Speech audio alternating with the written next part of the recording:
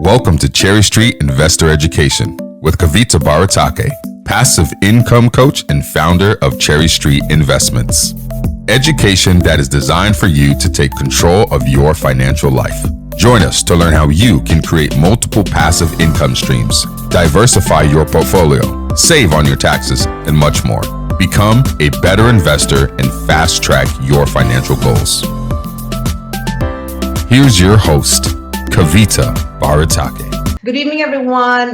Thank you for joining this webinar on Land Development 101. We're going to cover, Julius is going to talk about some of the process involved in this.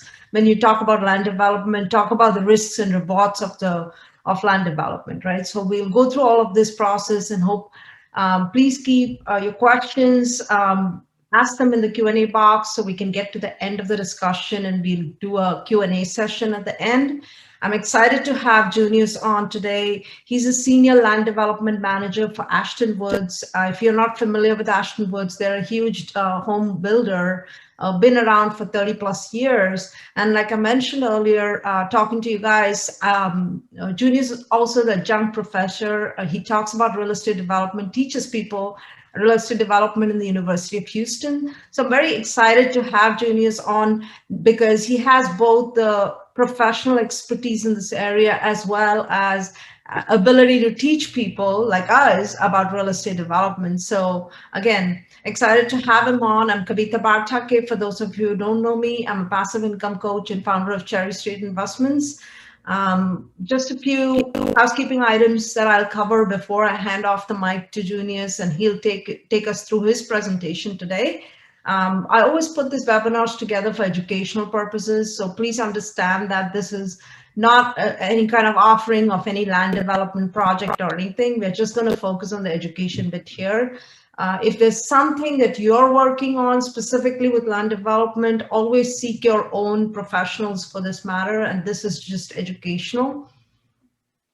A few housekeeping items. People ask, can I speak on this webinar? You cannot. It's a webinar format, so you're on mute. So if you have any questions, please locate the Q&A box and type in your questions there. It becomes easier for us to manage those questions. Don't type questions in the chat box because I frequently miss those and it scrolls by. This webinar will be recorded and the link will be sent out to all registered attendees within 24 hours. Sometimes it's delayed a little bit, so please be patient with me. I have my admin processing this webinar just as soon as I get off this call and it gets recorded. To avoid it from going to spam, and this frequently happens on the promotions folder, please add my email to your contact list so that way it comes to the right folder. With that, I want to speak a little bit about Cherry Street and what I do. Junius, a lot of us real estate investors really believe in long-term wealth creation and preservation. And we believe that real estate is one of those really good ways to do that, to build generational wealth. And at Cherry Street, I work not only to host these regular webinars for investors about investments, taxation, asset protection, estate planning, and other topics which I found useful to learn about through my investing journey, but also bring passive investments in real estate to investors like you.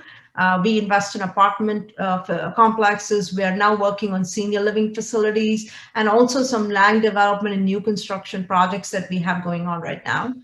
I also am a realtor in the Austin, San Antonio area. So if I need access to direct investments, I have that available as well. I'm also an insurance broker and specialize in setting up this thing called infinite banking policies, which can be in turn used to invest into real estate, invest into any kind of investment that you really want to have.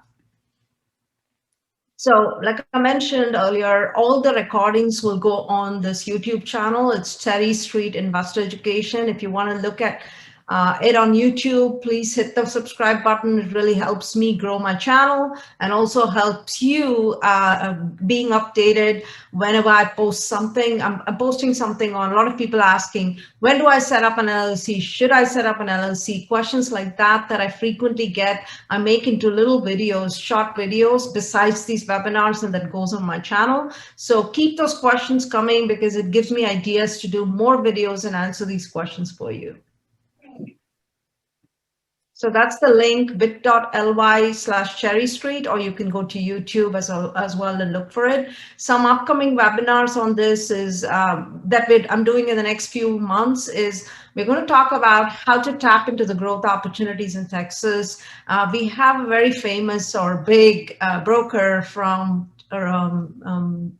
Rex Real Estate in Dallas. He's the founder of Rex Real Estate. So he's going to come talk to us about opportunities in North Dallas that we are looking at and why that particular corridor is growing so much. So we are bringing him on for this webinar. And I believe it'll be like May 1st week. I don't have a date nailed down yet, but you will get an update from me. I'm also bringing Ted Jones to talk about real estate economic update.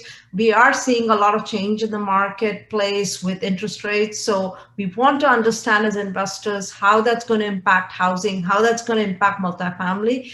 We are investors and we want to be aware of these things. So I want to make sure I get that to you guys. Also have investing in medical offices. Although I work in apartment investments, I do land development. I believe in diversifying in different real estate assets. So I want to bring a person who's been doing medical offices for a long time. He's a doctor himself, so he's going to come talk to us about that. We also will talk about senior living investments, understanding the different types of senior living investments and how you can leverage that in your investment portfolio. And as always, I would love your topic suggestions. And this will usually be 2 Thursdays. We had to move this around to a Wednesday this week just to accommodate some schedules here, last minute schedule changes. A quick intro to me for those who are new on this call. I am from Bangalore, India. I moved here in 1998 and graduated with a master's in computer science. Like a lot of this techies, I'm the usual Indian techie person. Did my master's, spent 20 years in tech and realized I love investing and I love real estate much more. Started investing in single family homes, ended up into multifamily, now land. So real estate really helped me make that transition from technology to a real estate full-time career. And I'm trying to help more people create passive income now in real estate. That's my goal, to educate people and to have people create more passive income in real estate. I do have a single family portfolio and I'm going to sell out quite a few of these houses. So if you're looking at Austin rental market and you want to get in, let me know. I will send out a few houses that I'm selling personally to get into other investments. I also have a lot of multifamily ATM, parking, Bitcoin. I mean, I'm like I said, I believe in diversification. So personally, I invest in a lot of different assets. Besides being a general partner in multifamily land entitlement projects, new construction, and 2 senior living projects as well. So that's the portfolio that I have at Cherry Street. We recently sold 2 properties in Phoenix and Atlanta, targeting a sale of 2 more properties, maybe 3 this year again. Going to focus on a lot of land and new development going forward just because of the pricing. We're getting priced out in this market. So with that, I want to introduce our guest of honor today, Junious Williams. He graduated from the University of Houston with a BS in Civil and Environmental Engineering and also has an MBA in real estate. He has over 10 years of experience in civil engineering, construction management, and real estate development. So I was really excited to talk to Julius and realize, oh my God, he's not a multifamily guy, but he also has all this land stuff going on. Exciting. He's a licensed professional engineer in the state of Texas, and he's worked at various engineering firms over the course of his career and involved in really large multi-million-dollar projects. As you can see here, over 1,000 acres, 2,100 single-family homes. And also worked in a larger company called Signorelli as a project manager. As I mentioned, he's currently the senior land development manager for Ashtonwood Homes. They have almost 2,000 homes in the development pipeline. He primarily works out of the Houston market right now. So I won't waste any more time. I'm going to hand this off to Junius and let him share his slides and talk about land development to us. Thanks, Junius, for being here. I'm excited to have you on.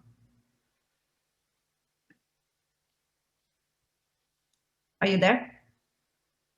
Did we lose him? Has an issue. So waiting for that to come back. All right. Okay, I see your mouse moving. I assume I'm back. Maybe. All right. Do you want to? You're back. You're back. Okay. Yeah, like I said, I didn't have any internet issues all day, and as soon as this started, now I have internet issues. It's just, of course. Right at the time, I'm like, over to Junius, and you're gone. I'm like, and I'm frozen. Perfect. So thank you for having me. Yeah, I didn't, like you mentioned, when I saw your post on Facebook, I didn't know that we had, I didn't know that you were involved in so many different other things.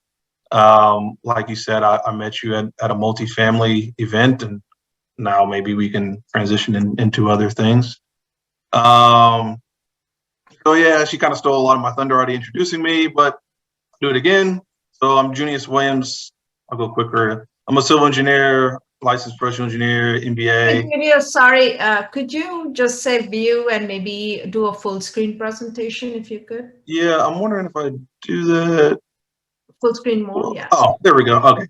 I still want to see like the screen. Yeah, okay. That's perfect. Thank you. Sorry to interrupt. So like you mentioned, I'm an adjunct professor at the University of Houston. I teach real estate development to finance undergrad students, probably in their last semester or their second to last semester.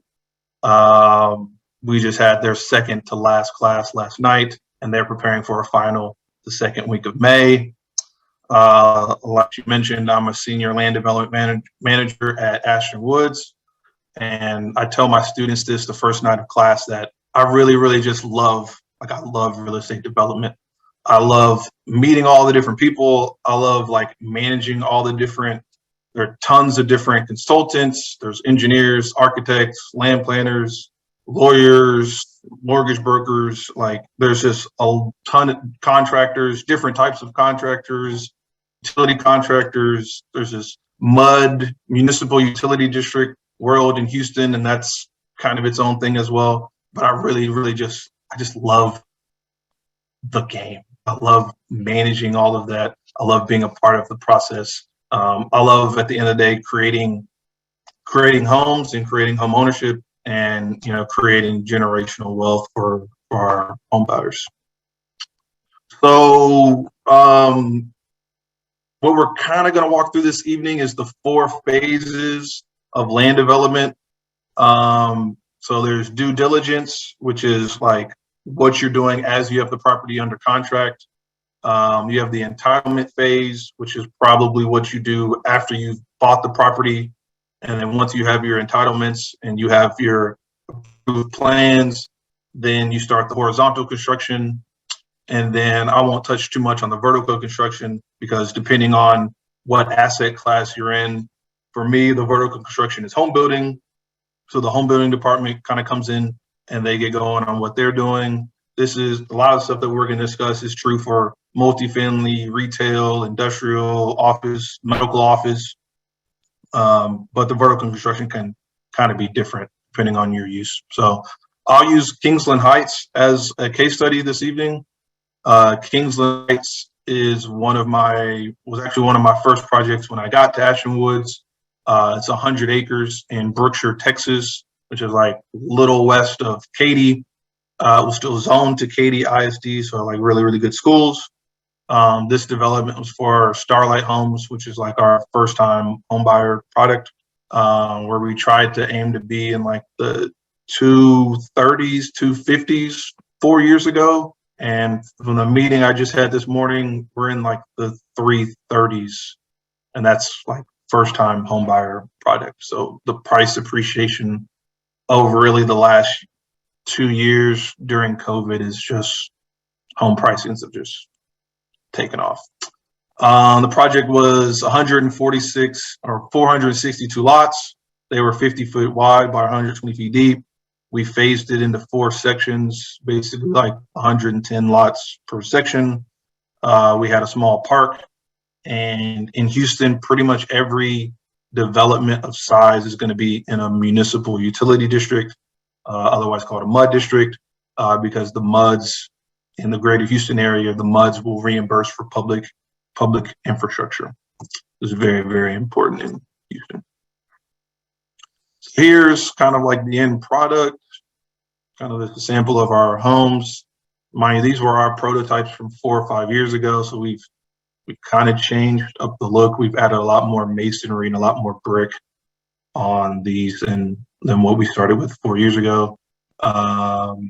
Here's our entry sign, Kingsland Heights, and then tried to put a picture of like the playground and park. And for more context on where the project is located, I don't know if you can see my mouse or not,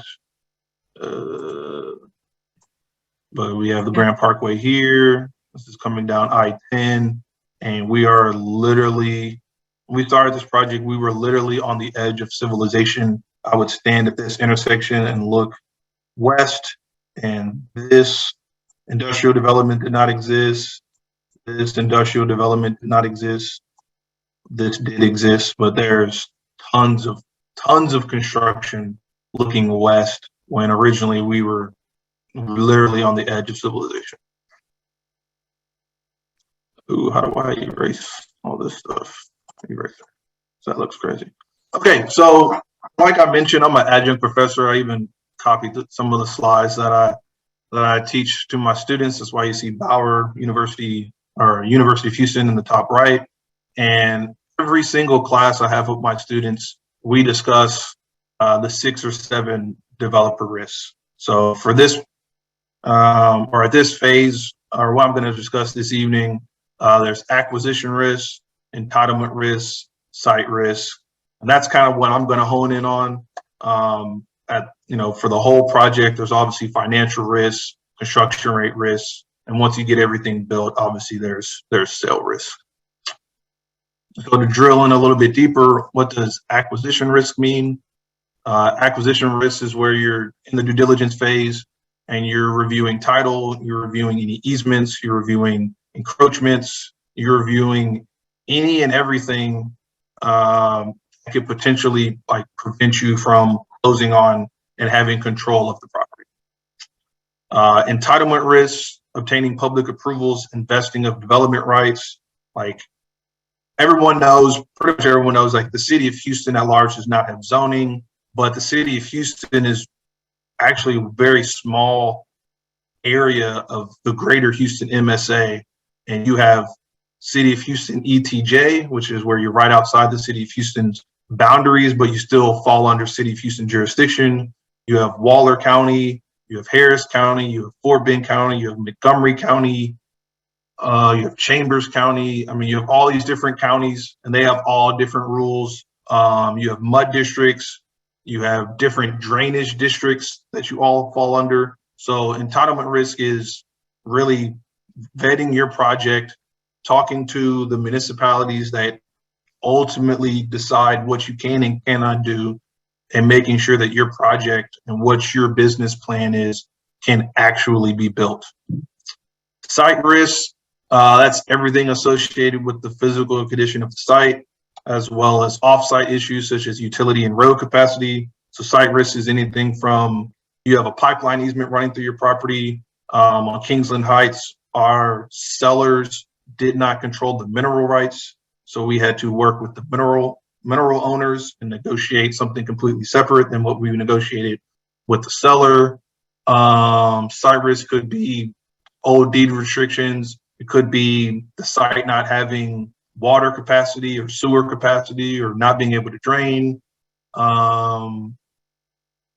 or not being able to, or CenterPoint, which is the main power and gas provider in the Houston area, CenterPoint not having, a facility that's close to you, and you may have to pay even more money to have those facilities extended to you.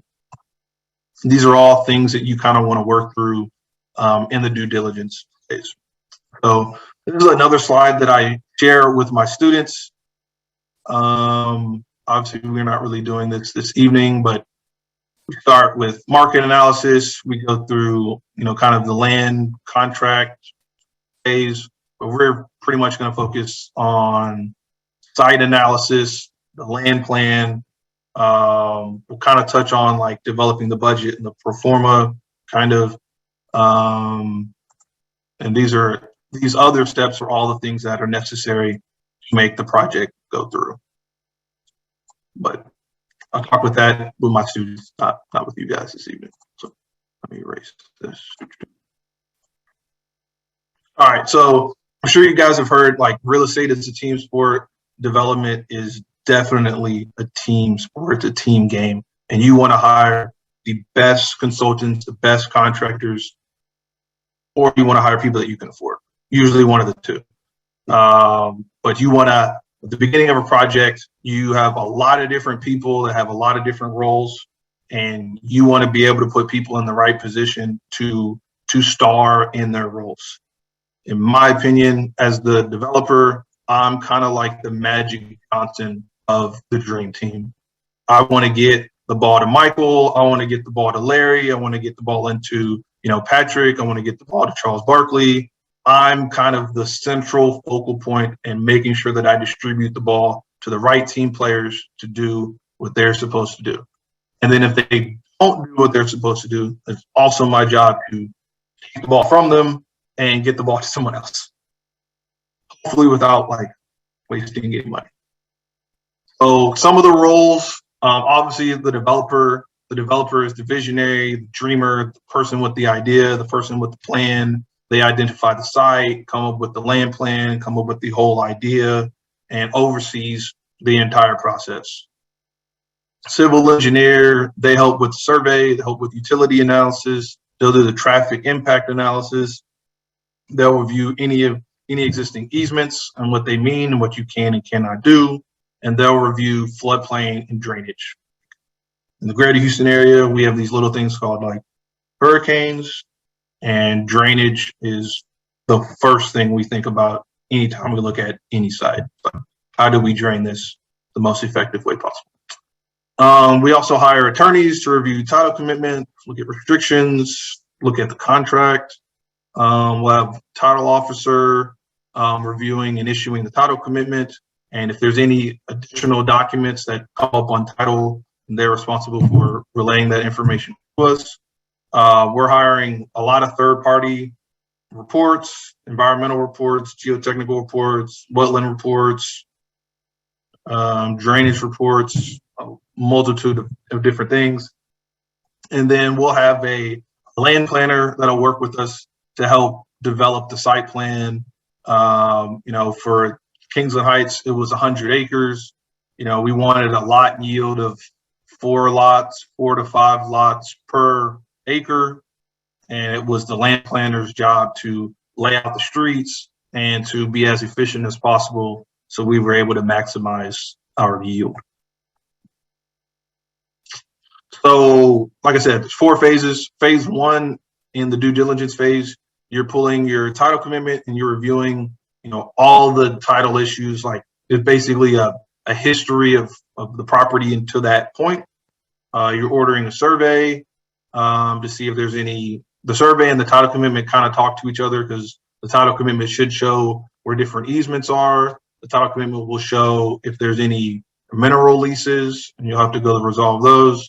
So you order the survey, you order and review your third-party reports, and you're also creating your land plan.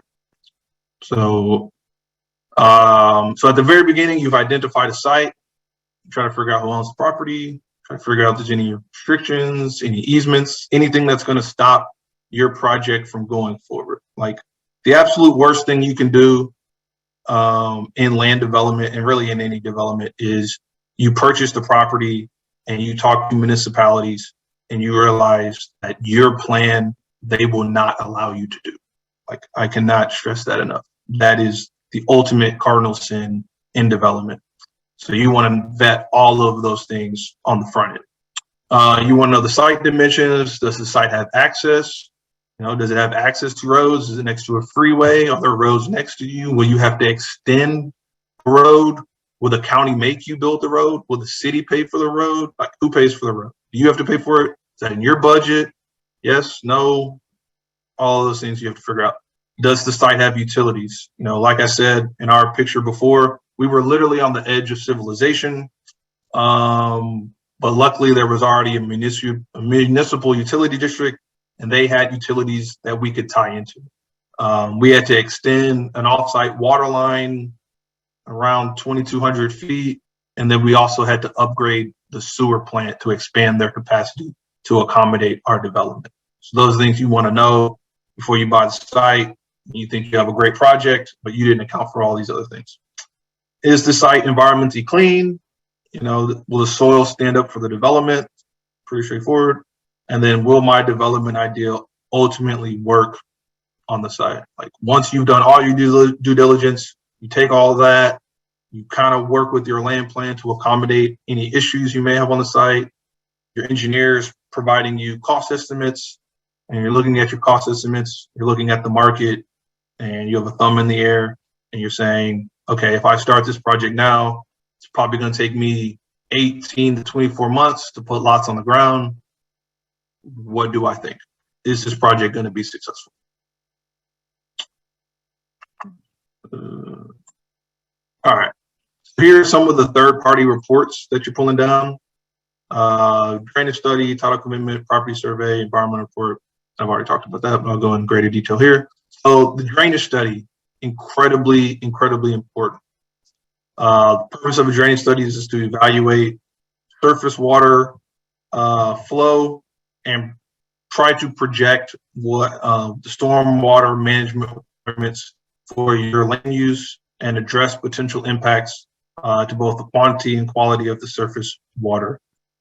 The number one thing in doing a drainage study is that you can have no downstream impacts. Basically, when you have undeveloped land, well, here, I'll just go back to the site here. So you have undeveloped land, it was a former rice field, water drained a certain way since the beginning of time. Our job as a developer and as a civil engineer look at drainage is that whatever that original or that undeveloped flow was, even though we create more impervious cover and we put paving on the ground, we can still release water from our site at the previous undeveloped flow rate. And we do that by building detention ponds. So let me come back. So our goal, build the detention ponds, and it shows that we have no downstream impact, meaning we're not, because we have more impervious cover and the water runs off quicker, we're not flooding people downstream. Our job is basically, we basically build like a bowl around our site. Any water that hits in our site stays in our bowl and gets released at the previous undeveloped flow rate. That's a lot of civil engineering. Hopefully people didn't just log off right now, but that's the goal. I think it made a lot of sense to me as a lay person, so thank you. Yeah, I've tried to explain civil engineering as common as I can. That makes a lot of sense. Just keep the drainage the same as it was if it was undeveloped. Bottom line. Yep, exactly. Okay, so you're also reviewing the title commitment. Basically, the meat of the title commitment is Schedule B. It shows. Let me get my piece. Anything that can interfere with what you're trying to do. There are easements that run through the property. Like our property had 2 natural gas pipelines running through it. ExxonMobil, Enterprise, and Kinder Morgan. So we had to go talk to them and basically avoid land plan around their easements. Any encroachments, anybody kind of like on your property, and then mineral reservations. This is getting more and more popular in the greater Houston area.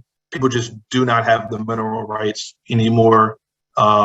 And what you have to do then is negotiate with them. First, you have to track down who the mineral owner is, which is kind of an arduous process. And then you have to negotiate. Either you can basically buy the mineral rights from them, which is pricey, or you basically leave an area to where if they decide to drill in the future, they have an area where they can drill. And I'll show that in our land plan. If you're buying raw land, you probably don't have restrictive covenants, but if you're buying infill, like I have a few infill projects, definitely reviewing to see if it was basically a deed restriction, which tells you, a future property owner, what you can and cannot do with that property. And once again, if you're developing raw land, you're probably not in the owners association or an HOA or POA. But if you're doing infill, then you may be subject to an HOA, and you would need their approval before you proceed with the project, or they're going to sue you. So boundaries, or there's multiple property surveys. There's a boundary survey. There's a topographical survey, which kind of looks at, you know, the lay of the land, or like the topo of the land. Utility survey, so you can tie in where you're there's floodplain survey, and then if there's any structures, they will show up on the survey as well. And like I mentioned earlier, survey will show if there's any easements or encroachments that should have been pulled up on title. Similar with the mineral rights issues, we're seeing a lot of blanket easements that were given to oil and gas companies 30, 40 years ago, and we're having to like go in and talk to them and define their easements and kind of narrow their the scope of their easements. All right, so seeing environmental issues, you're looking at all the previous uses of the property, and ultimately you want to avoid seeing any recognized environmental conditions or RECs. So you order the environmental, or you order your phase one. If you happen to find any RECs or recognized environmental conditions, then you'll do a phase two, or a phase two, they actually go in the field and investigate. You know, if there was an old oil drill or old drilling site, to go investigate that. If there was an old water well, they would go in the field and investigate that. If there was wetlands, they would go in the field and do a wetlands delineation. So a phase one is more like in the office. Drill costs a lot more. So phase one, like I said, they're kind of mining like a national database. If they find anything, then they have to do a phase two, which involves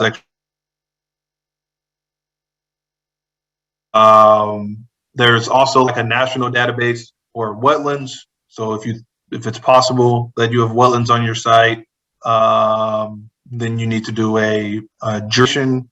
If it's a water of the United States, then you are not able to disturb that wetlands at all. You definitely want to know that, because that will impact your business plan.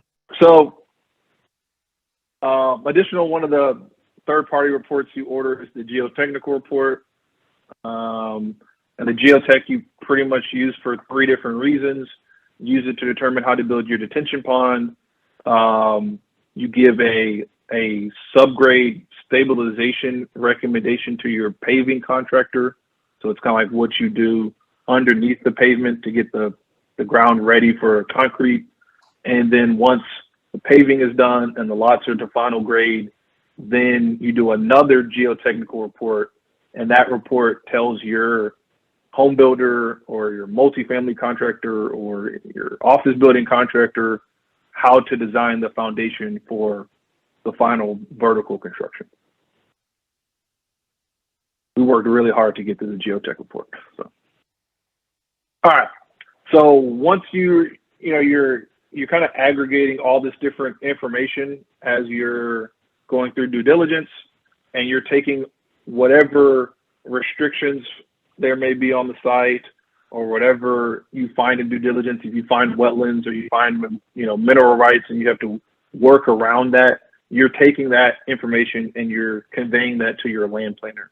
So the land planner is actually creating like what your subdivision is going to look at. They determine what works, what's not going to work. And ultimately you have to decide, or the land planner has to work on the project, on the plan, to see if the project still makes sense. So like I've mentioned, in Kingsland Heights, we had a pretty big site issue is that the seller didn't control the mineral rights, so we had to leave a drill site to the mineral rights owner. So here was our land plan.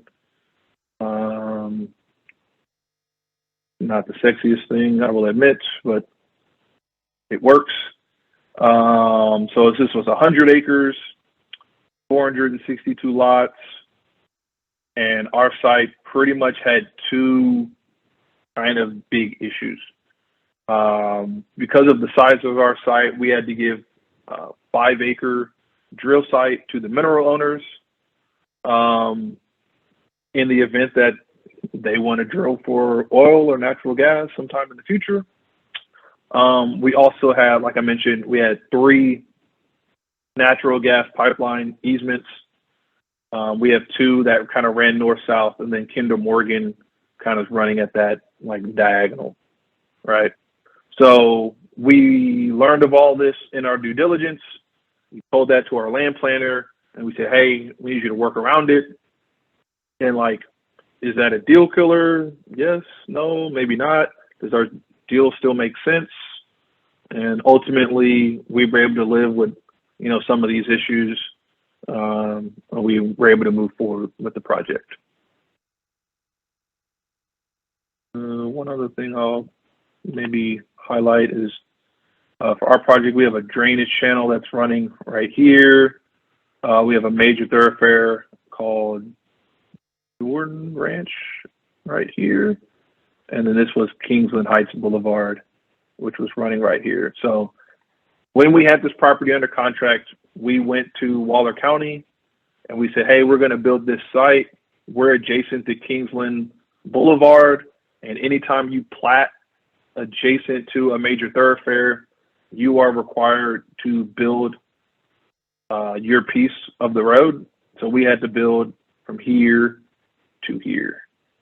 We only had to build our 2 lanes. That's a terrible drawing. We only had to build our 2 lanes that were adjacent. And luckily, by meeting with them, we had to do that. Like I said, we put that into our budget.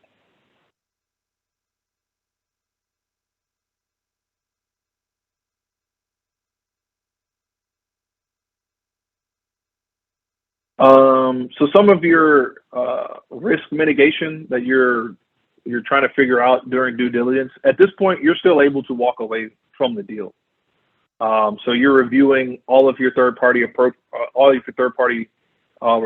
with the appropriate consultants, and hopefully you know, like, and trust them. You're discussing your plan with the appropriate stakeholders: city, county, mud district, drainage district, HOA. You know, if necessary, if for some reason you need to talk to the HOA. And ultimately, you need to find out, if you buy this deal, can you perform your business plan? That is the most important thing, because at this point, if you find too many issues that go unresolved before your due diligence is up, then I would advise you, either you can get an extension or you have to walk away from the deal and not lose any money. So you're asking the questions with your consultants. Did they find anything that impacts the land plan? Oh, we got to do a drill site. Oh, there's easements. Okay, can we work around that? Yes. Okay, cool.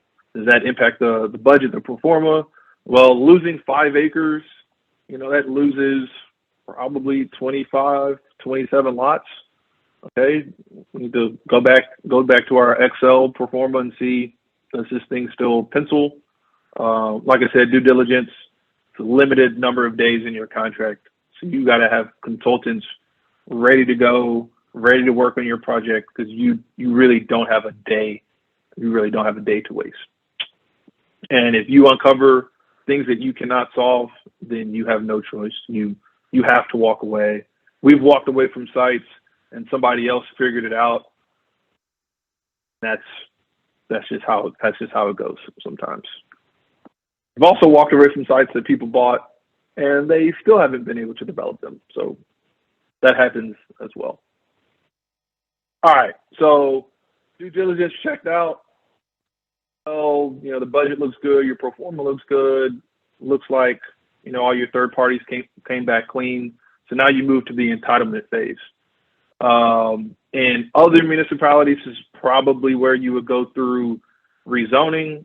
In the greater Houston area, you don't really have to do zoning.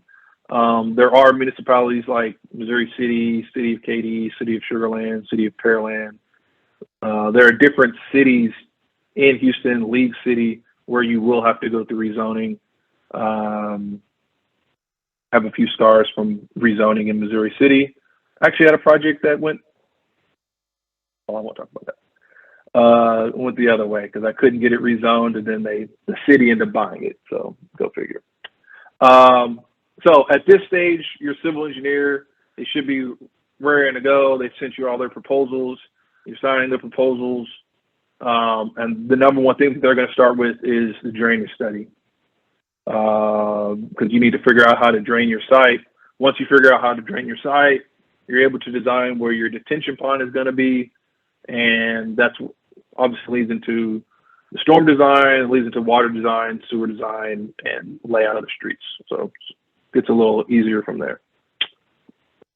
Your land planner is submitting your plats to the city and the county for approval, which is kind of like our zoning in Houston. And then your attorney you're either creating your own mud district, or you're being annexed into an existing utility district, or if you're already in the city of Houston, then you don't really have to do those things. Anything you want me to add on that, Kavita?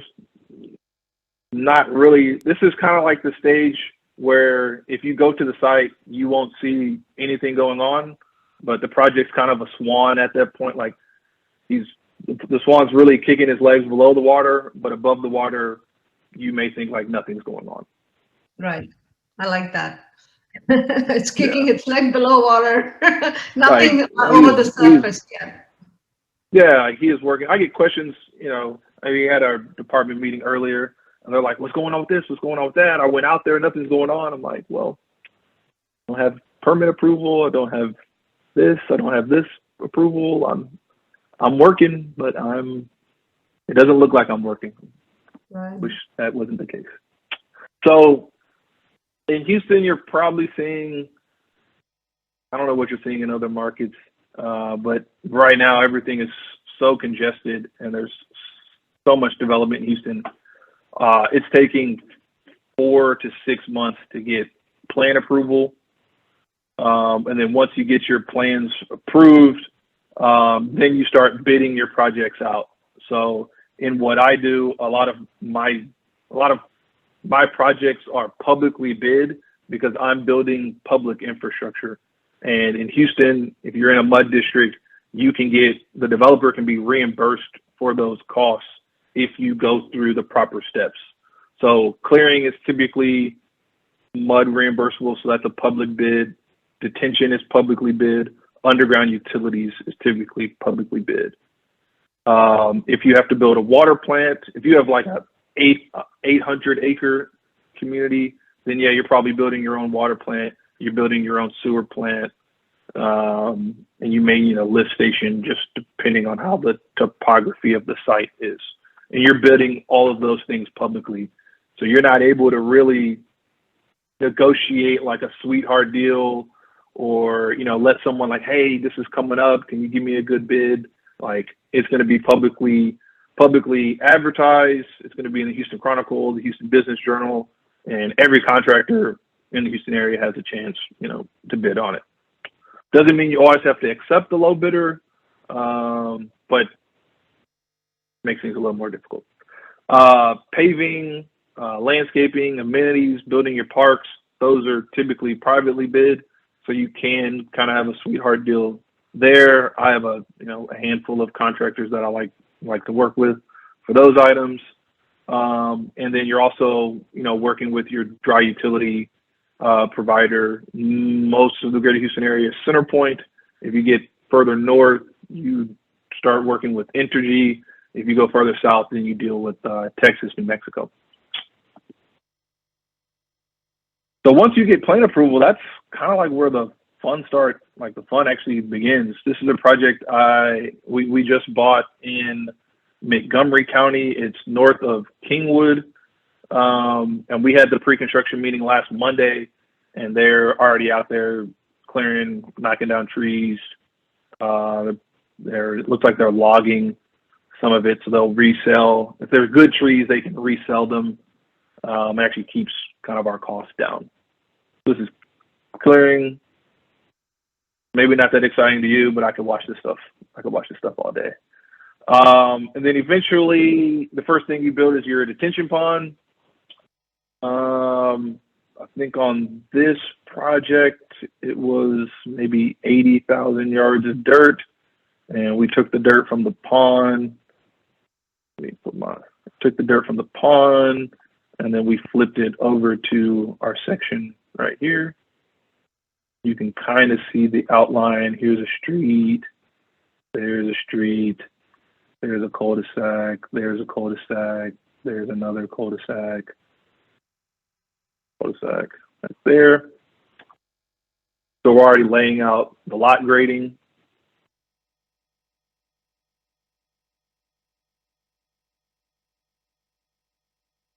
All right, and then once your detention is done, then your utility contractor comes in. He's putting in your storm sewer lines, putting in your sanitary sewer lines, and putting in your water lines. So if I get back to the annotate, here we go. Right here, they're doing storm line right here. I think all the pictures I have are just storm line. Here's your inlet, and this is punching over here, and the detention pond's over here.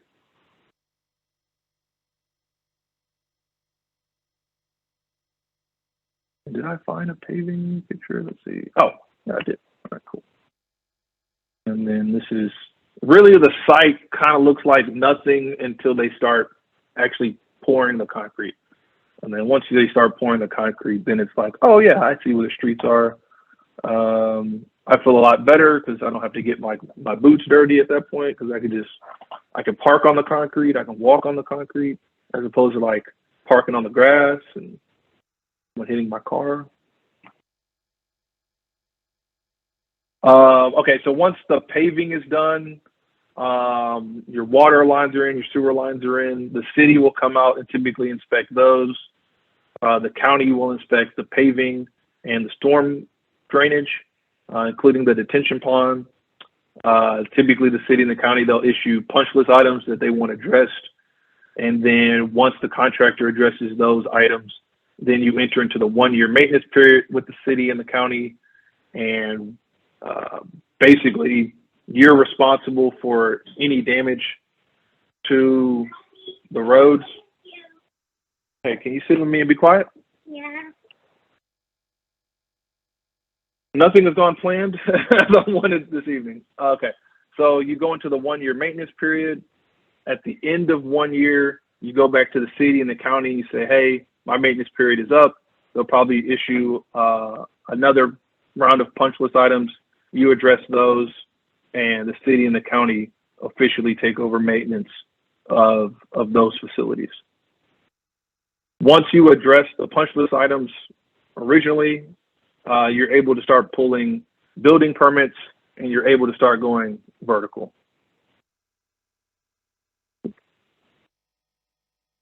And for me and what I do, that means the home building department comes in and they start rocking and rolling on building houses. But basically from what I do, all of this is true for multifamily, industrial. You know, you're gonna have a medical office person come and speak, all of that. You know, everything that I do is right until everything starts going vertical. And my son let the cat out of the bag, but thank you. Hopefully this was good. Sorry for the technical difficulties. No I think you worries. need to go take a bath. We Oh no, you've have, already taken a bath. Time for you to go sleep. Daddy, how about you? all right, Maybe my son will hang out with us while we take questions. all right, sounds good. All right, let me quickly go through some Q&A questions. Junius, do you want to share your contact information with the audience in case they want to reach you while we're waiting as well? Sure. If you want to type it Should I in the just put it- chat box, you can. Chat? You Yeah. don't have it. Yeah, that's fine. Oops. Please. So let's go through the Q&A really quick. We have quite a few questions here. One was, will we be sharing the presentation? Junius, could you share a PDF copy of the presentation? Yep, I'll email it to you. Perfect. I'll share it along with the recording of the video, the actual webinar today. All right, let's start with the questions. How does land behave under inflation, interest rate increase, and recession scenarios? That's a loaded question. Man, there's a lot to unpack there. What have you historically seen with land prices? And I mean, I don't know. There's a lot to sort of unpack there, right? Yeah, I would say just housing in general, especially in the Texas area, we continue to see, and you're seeing this in multifamily as well, the demand for housing continues to increase at a incredibly rapid pace.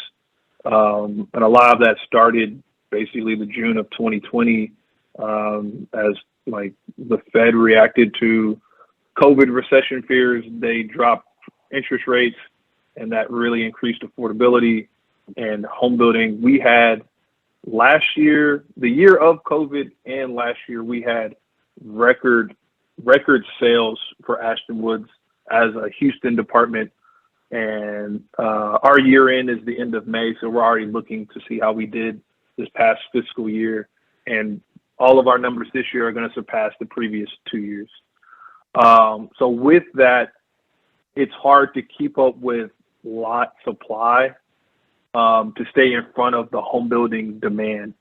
So the interest rate increase, yeah, that's going to impact home building and home building affordability and home buyers. And what ultimately with supply chain costs, and we've had new drainage requirements, so all of our costs to develop and build have gone up. And thus far, we've been able to pass those costs on to the customer. Like I mentioned, in Kingsland Heights, our first pro forma had sales price at $250,000. Now we're at $320,000, and we're building the exact same house. So that's $80,000. That's a 25% increase, or 33% increase in just like 3 years. So that's having a really, really big impact on our industry. And same in all Texas markets, right? We've seen, I know when I came to Austin, we were still selling homes that even a few years ago, we could get an entry-level home at $300,000. Now it's become impossible in the Austin area to get in at $300,000. Your entry-level home is more like $450,000 now. It's almost close to $500,000. So we have. Keep going. My bad. No, I said the interest rate increase will definitely impact affordability because prices aren't coming down. If anything, all the material costs are increasing, labor is increasing. People need to get paid more when the inflation rate is so high, right? So we're not seeing any decrease so far, and we're probably just at the beginning of this recession, right? If it's technically called a recession yet.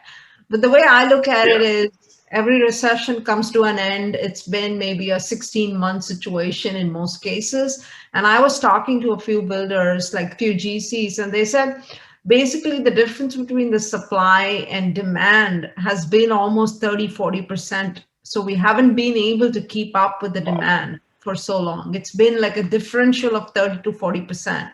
So if it slows down, it will give us a time to catch up on that supply demand difference. So I think there'll be a short period of time where housing might settle. We're not going to hopefully see the same kind of increase, but if we do see the increase, like you mentioned, we are going to pass it on to the buyers at the end of the day, right? It's not coming for free. There's no freebie.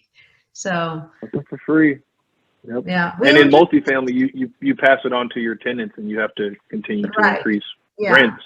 Exactly. And then on top of that, we have property tax increases. We are dealing with a lot of stuff right now, right? Like labor increase, material costs, property taxes, and name it and it's increased. So everything passes on to the tenant, especially in a Class A apartment that you're constructing. You're able to pass that on. In Class C's, it becomes a lot harder because there's a certain cap to affordability, right? So anyway, we'll get on to the other questions. I don't know what this question just says, GC pricing model. We will actually have another presentation when we talk about the Dallas investing in the Texas market with Rex. We'll actually bring a GC on and we'll talk through pricing and budget concerns. A lot of investors going into new builds have a huge concern with how we're pricing out these projects right now. So we'll have a GC on and we'll talk more about that. The idea of this call is primarily to focus on the land development piece, which was the entitlement and horizontal construction. When we get to bringing GCs in for the vertical, then we'll talk about that in the next call.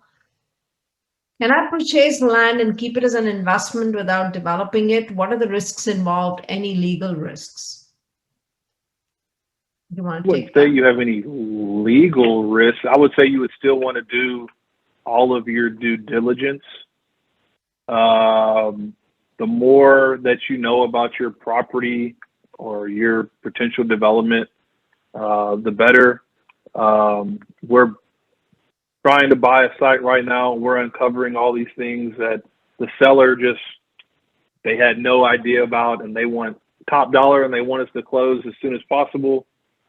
But they bought it as an investment, but they didn't do the same level of due diligence that we're doing. So we're asking more penetrating questions, and they're kind of backpedaling a little bit. So it's still the same. I would still order a geotech study, work with a civil engineer that may give you some pro bono consulting, to just realize how the site drains, and get an environmental study done at the bare minimum. Right. And then, the risk involved is you could buy it and the market goes away from you and you're never able to sell your property. Probably worst case. Hopefully you're buying in the path of progress and it's going to grow soon, right? You want to keep that in mind when you buy land. I mean, what you're talking about is essentially what we call land banking. You're basically holding on to a piece of land, hoping that it will develop. One of the things you want to keep in mind when you do that is buy it close to the path of progress. If you want to buy it 50 miles out, just know that it will take longer to appreciate the further you go away from the path of progress. So the closer you are, the cost will go up, but you'll also look at exiting hopefully sooner and making more money on the sale, right? So you just kind of have to weigh the cost benefit. If you have patient capital that can sit for 10 years, by all means, go out there and buy a cheaper piece of land.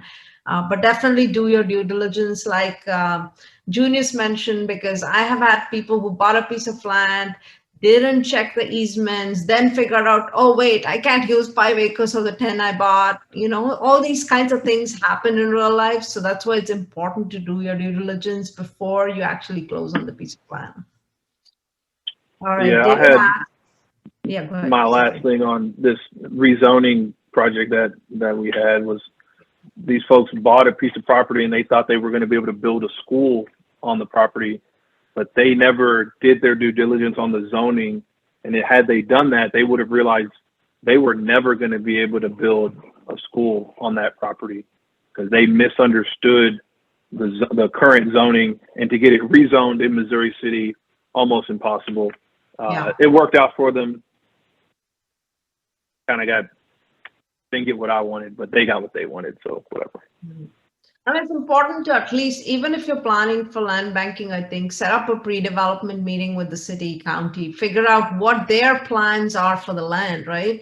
And if you're aligned with their plans for it, I don't think you'll have much trouble going forward. But if you want to do something else and they don't envision it, it's a negotiation process. They might not always come to your end, right? So you want to be as aligned with the city as possible. They love retail, they love hotels, they love those kinds of things, but it has to make sense from a financial standpoint. You can't go put a multifamily in the middle of nowhere. It has to make sense for you as well, right? So David says, when redeveloping a lot with existing construction, how are the studies changed? They actually aren't changed at all. On one of the sites that I showed, it was a very, very old subdivision. It was developed actually 50 years ago. And I guess the developer ran out of money or whatever. He didn't end up finishing the project, but he put water line and sewer line and storm lines in the ground. So we had to do a utility survey to go in, find out, where these facilities were. We found out that the water line was built with asbestos cement pipe, which is no longer code, and asbestos is incredibly dangerous material. So we had to leave that in place. They used really, really the old code on the sanitary manholes. So we had to leave those in place. But no, it's still basically the same process. That makes sense. Okay. I think this one is an interesting one. What's the difference between a PID and a MUD? A PID is a public infrastructure development and a MUD is municipal utility district. If not, what's the difference between PID and MUD? Are they the same? Is one preferred over the other? That's a great question. I do not like PIDs. I like MUDs, especially in the Houston area where so many communities are MUDs. MUDs basically collect revenue from ad valorem or property taxes. A PID, both try to do the same thing. They're basically trying to reimburse the developer for public infrastructure. A PID is basically issuing an assessment against your house as a homeowner every year, regardless of how valuable or not valuable your property is. And it's not a tax, it's an assessment where your property taxes, can kind of help you tax-wise. An assessment doesn't help you tax-wise. An assessment is confusing to at least to the Houston home buyer. They're very familiar with MUD tax. They understand how that works. A PID is like, wait, what? It's not a tax, but it's an assessment. And why am I doing this? For the developer, they don't care about that. And it's just confusing. And from a sales point of view, we try to avoid PIDs as much as we can. And PIDs are really popular in existing cities, like the city of Conroe. One of my projects at my previous company had a PID, and it was always just confusing and frustrating to the homeowners. So, but from a developer standpoint, it's just a reimbursement, whichever way they get it, right? I mean, the percentage is that right? For the most part, yeah. Okay. So yeah, for those of you who don't know, if you go to your property tax statement, if you're in a MUD, you're paying MUD taxes, and that basically ends up going to the developer. So that's kind of what we're talking about. You talked about MUDs in housing reimbursing for the infrastructure. Can you expand on that? I think we just did. So essentially you get paid, right? So the MUD does a number of things. The MUD is operating the water lines, the sewer lines, and the drainage. So they'll have basically a MUD tax is, when you're setting up a new MUD, a MUD tax is $1.50. So 50 cents will go to operating and maintenance and making sure that all the facilities work. And then $1 of that tax rate, the MUD is able to go to the public bond market, issue bonds on behalf of the district, and use the proceeds from that bond to reimburse the developer. So it's not as easy as you're paying taxes and the MUD's just giving the money. Really, the MUD is then, since you have homes on the ground, like for Kingswood Heights, you have 400 homes there. And if those homes are worth $300,000 a piece, that's $120 million in value. the MUD district's able to go to the public bond market, issue bonds, and reimburse the developer for water line, sewer line, drainage, and detention.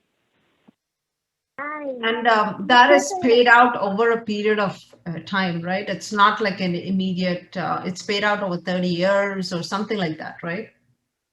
No, so a MUD will reimburse. It'll probably takes a long time for us to build through the community. But once you have the value there, they issue the bond and they do reimburse the developer almost immediately. Okay. But we have to wait to create the tax value that makes it make sense. Gotcha. All right. Are there I could spend like 2 hours on MUD districts because I love MUD. Well, maybe we'll get you back for another call. Amber asked, are Love the MUD. restrictive covenants always listed on Schedule B? They better be. So yeah. Yeah, I don't know if you want to answer this. How long does the rezoning process work, and how long does it take? It all depends on the city, the county you're working with, right? Yeah, I mean, the project where I went through rezoning, or the other project I have in Missouri City, I think that rezoning probably took 9 to 12 months. We end up, when we started the process, the neighboring HOAs end up suing the property owners and suing the city. So it could go long like that, or it could go quick if you're doing something that the city, basically the city wants you to do. Junie, calm down. Yeah, so I mean, in Austin, like the city of Austin, it's an uphill battle, right? It can take like 2 years sometimes. So you just have to be familiar with where you're working and how quick the process or how slow the process can change. So you just have to be familiar with who is the approving authority and make sure that you know what their timelines are. So you set aside project timelines and definitely add some contingencies to the process, because what I've found is just doing these projects, there's always so many delays because we send something to the county and we're like 3 weeks later, nothing, 3 weeks later, crickets. So just know that this is the process and don't anticipate everything to go on time in development projects. Always pad with a lot of extra time to do these things. And so for us, it's like, if we think we can do it in 12 months, we'll put 18 months on it, right? We'll add a 6 more month extra padding on that. So David asked, what are the things? My builder said it's like, my job is like going to the DMV on a daily basis. And I said, yeah, it is like going to the DMV. Yeah. Is there a standard due diligence time allotment? It all depends on what you negotiate with your seller. Ultimately, I mean, it's going to take at least 30 days to get all of your. It may take 2 weeks just to order your reports. The other thing is you don't want to. You're kind of ordering your reports as you go, because you don't want to. I mean, these reports could be 150,000. Well, as you're working on preliminary due diligence, you may realize, oh yeah, this project doesn't work. So you don't want to light all of your proposals on fire and have everybody running in 100 different directions when you realize, oh, the title isn't clean and the seller has liens and he has all these other issues. Had you started all your proposals, it's possible you could have wasted 150,000. So you kind of, it's like you start at the shallow end of the pool, and as you keep going, So, I mean, I think our due diligence contracts are at least 120 days with like a 30-day close. And typically we'll negotiate try and at least get one pre-negotiated extension before we sign the contract. And I think a lot of it depends on the market. In Austin, we're seeing 60 to 90-day close with one extension, right? That's kind of what we are seeing, that like a 60-day due diligence and a 30-day close period after the due diligence. So we might get 90 days in Austin to do it. That said, a year ago, 2 years ago, I know people who have literally gotten like a 2-year due diligence period, believe it or not, on a project. I Oh, had this yeah. guy, he said, yeah, my due diligence period is 630 days. I'm like, are you kidding me? So he basically got the entire piece of land entitled in this due diligence period, didn't even close on it. So it's Oh, all wow. dependent on who you're talking to, how well you can negotiate. But the hotter the market, the less the chances of you getting very long due diligence period. And they'll usually ask you to have some money going hard, at certain times in a very hot market. All right. Agreed. Do you have multiple specialty contractors or do you hire a GC? I hire everything out separately. So I don't have that many contractors.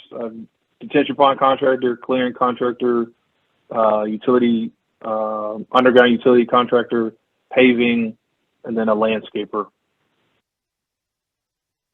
Yeah. So basically, I basically serve as the GC. Gotcha. Okay. So you subcontract the individual trades? Okay.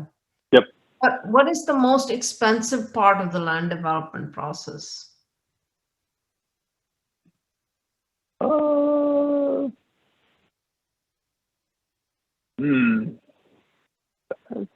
The most expensive part, if you don't do your due diligence, is owning a property that you can't develop, having to hold that on your balance sheet. That's the most expensive thing.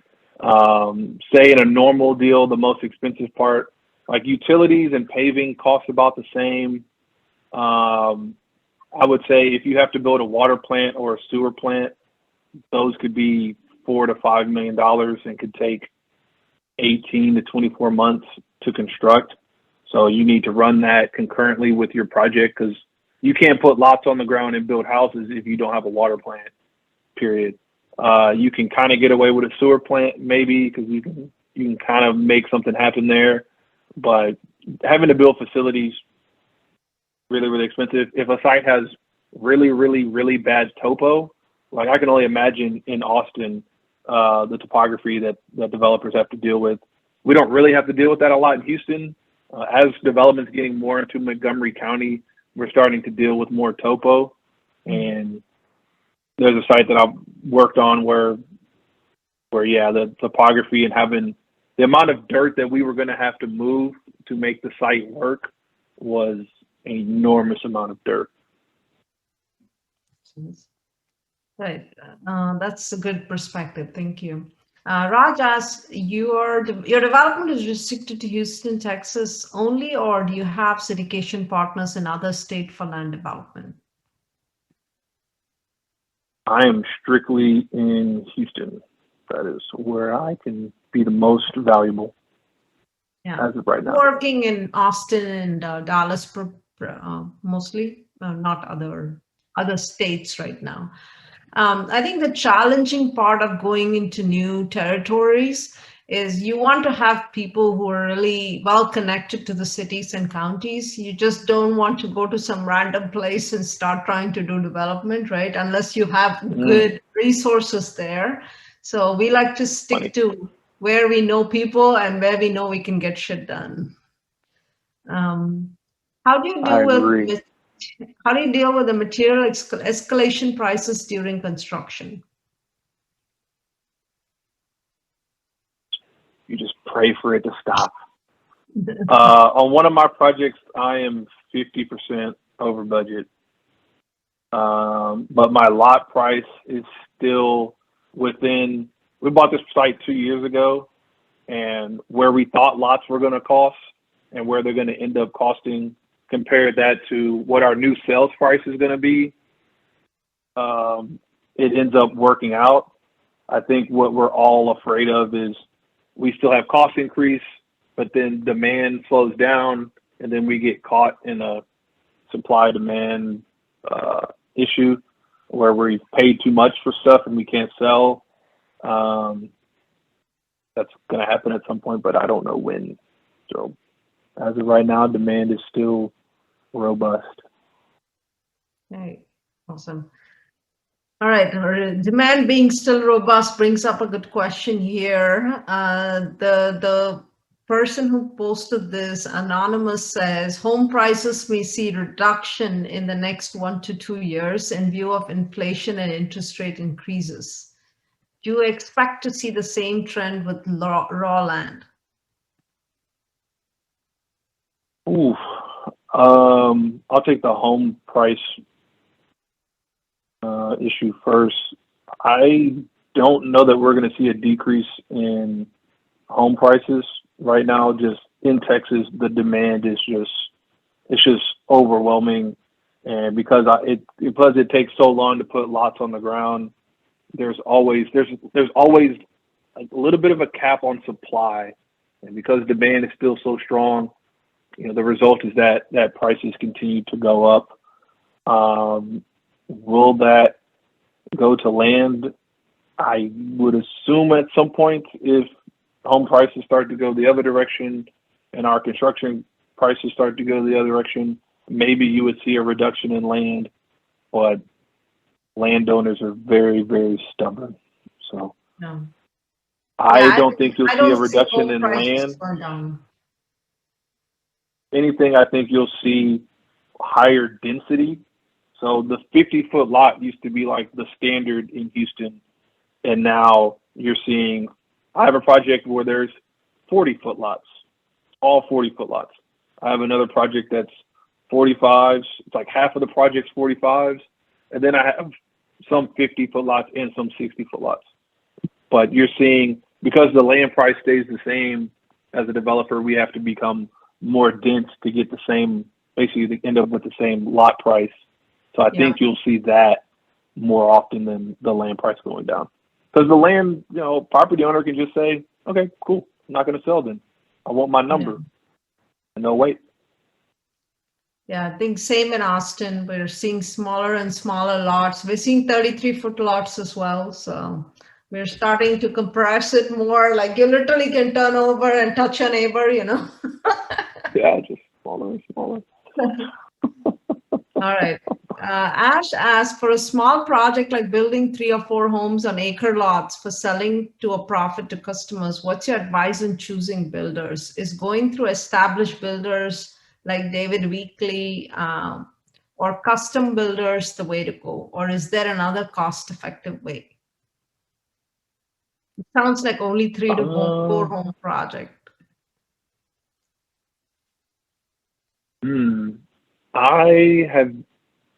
I guess this is, you're hiring one of these other builders and then you're going to sell it retail to someone else.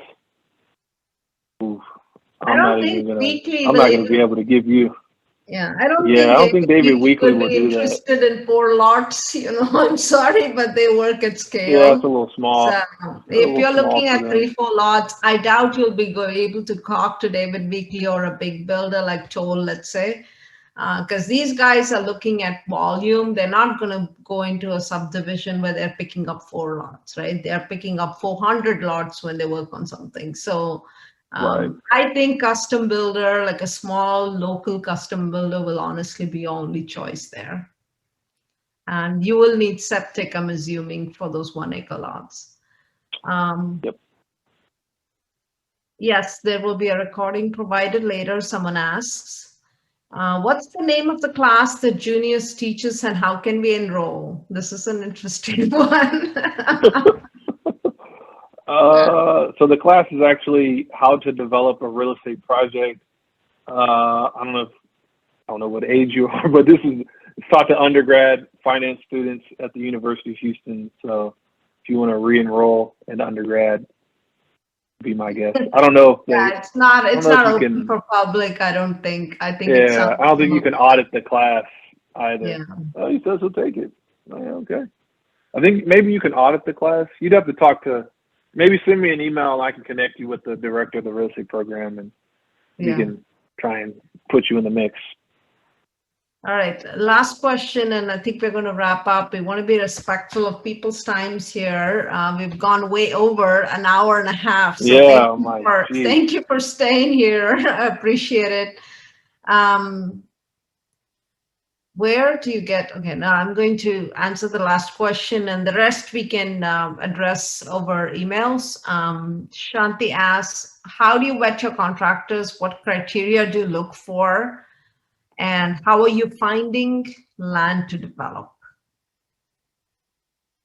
A lot of the Those are two vetting different process, yeah, a lot of the vetting process is done mostly by our civil engineers.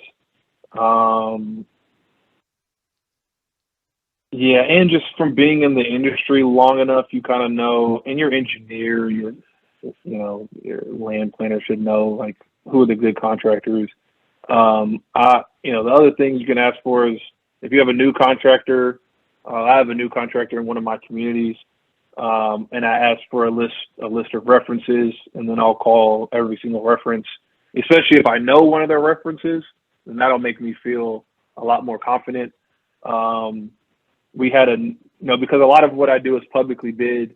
We had a company that I'd never heard of that has not done any work in the city of Houston bid on our project, and I did not select them. How are you finding land? We reach out to property owners, but a lot of it does come through land brokers. Yeah. And connecting with other developers as well, because Yeah. we'll buy sites from other developers as well.